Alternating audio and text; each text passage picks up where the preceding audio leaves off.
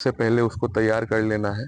और सब लोगों को बताते हुए अत्यंत खुशी है कि यहाँ के जो लोकल लोग हैं वे भी चाहते हैं कि पिताजी का जो सपना है वो जल्द से जल्द पूरा हो और जल्द से जल्द यहाँ मंदिर का जो निर्माण हो वो दिखने लगे।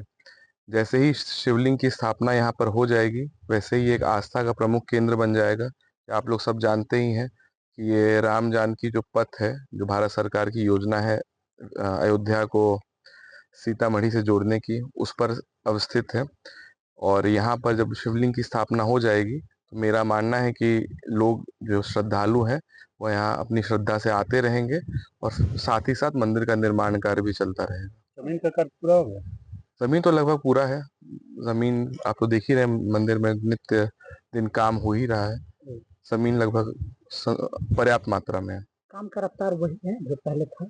जी, काम का रफ्तार वैसे ही चल रहा है। बीच बीच में कुछ समस्याएं आती हैं लेकिन वो डे टू डे एडमिनिस्ट्रेशन में जो समस्या आती है वही रहती है। कुणाल साहब जो प्लान किए थे सर वही सेम रहेगा कि उसमें कुछ कटौती नहीं नहीं, नहीं कोई चेंजेस नहीं होगा। जो उनका सपना था वो उसी तरह पूरा होगा, क्योंकि व्यक्ति नहीं रहता है, उसकी सोच रहती है, उनका मार्गदर्शन रहता है और उसी मार्गदर्शन पर हम लोग सब उनके सच्चे सिपाही के रूप में कार्य करते रहेंगे और उनके सपनों को पूरा करेंगे। कब तक पूजन हो जाने का चांस है? पूरा मंदिर का तो बहुत बड़े आकार में है। धीरे धीरे फेज वाइज स्टार्ट करना है। पहले शिवलिंग जो है वो 6 महीने 1 साल के अंदर शुरू कर लेना है, जो उसका स्ट्रक्चर भी बन लगभग तैयार हो जाएगा तब तक।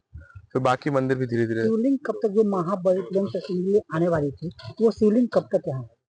मुझे लगता है 8 महीने में वो शिवलिंग आ जाएगी यहाँ जी, क्योंकि उसके लिए और भी रोड पे कंस्ट्रक्शन करवाने की आवश्यकता है। बिहार सरकार को हम लोगों ने लिखा है, क्योंकि कुछ रोड उतनी चौड़ी नहीं है जिसमें वो ट्रक आ पाए जो वो शिवलिंग को लेकर आने वाला है। तो वो काम भी धीरे धीरे चालू होगा और धीरे धीरे फिर आ जाएगा वो। देखिए, मंदिर में 3304 पाइल था, पाइल कंप्लीट हो गया। उसके बाद पाइल कैप है, पाइल कैप 40% कंप्लीट है, 60% बैलेंस है। और इसकी लंबाई चौड़ाई है 1080 फीट बाई 540 फीट।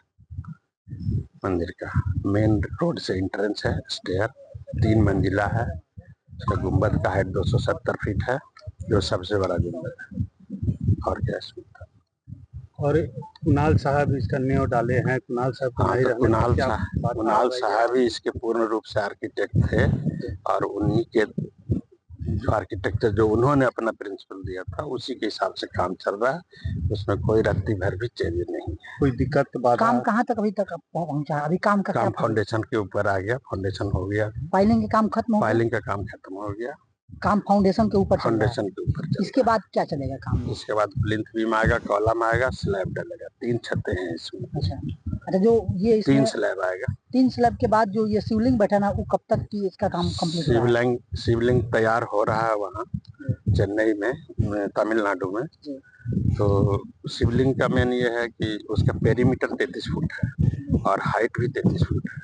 उसमें 1008 और देवी देवताओं की मूर्ति बन रही है। तो वो काम चल रहा है, तो उसको तो 3 महीना और लगेगा तब तैयार होने में। उसका ट्रांसपोर्टेशन का 3 महीना लगेगा।